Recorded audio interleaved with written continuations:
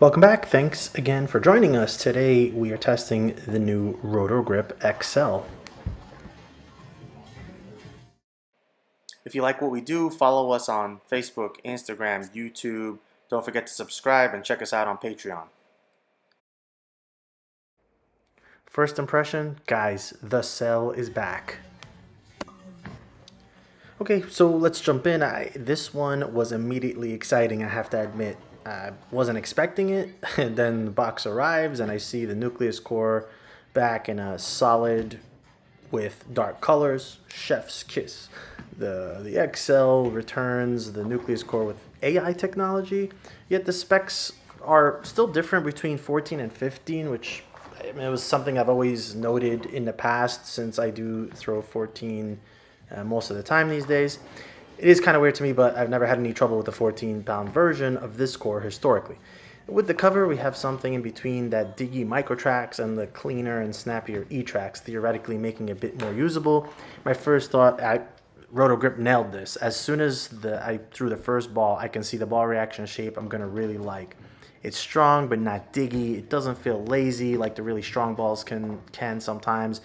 It's mid-early but not super early in terms of hook. The cover seems to maximize the core's dynamics, a really good matchup of cover and core length that tends to lead to good motion that doesn't appear to fight itself. If you've had a chuggy piece and sometimes can't tell if it's rolled out or never actually rolled, you know what I mean. Anyway, it gets into that roll smoothly and predictably and then climbs to the pocket, appearing to actually accelerate.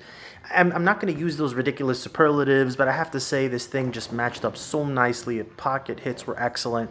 I couldn't do much outside the second arrow, as you saw in the beginning of the video, unless I launched it, but I could strike anywhere from second to fourth arrow. Something to note, as usual, with the bigger chord strong pieces, you have to watch the really open angles as they don't retain as much energy.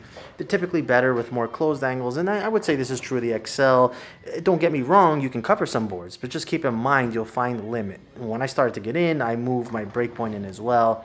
It's great that strong hit to get that strong hit when your breakpoint is in and you're creating angle. Sometimes balls hit flat in that area, but not the XL. Now Tyler's up next. He immediately liked the shape as well. Really not a ton to add, as what he saw was very similar to what I saw. On the right side of the lane, this pair did seem to have a bit of a dead spot around 5 at the breakpoint that no ball would return from. So we had to kind of negate those shots since they wouldn't be fair assessment of the ball itself. But with that weird out of bounds taken into account and moving the breakpoint in a bit, the XL looked great. Again, it created that nice heavy continuous roll. It didn't appear as forward as some of the stronger pieces we've tested. He still has an RST X1, and the type of shape the XL creates could allow him to replace that or even complement it if he has different surfaces.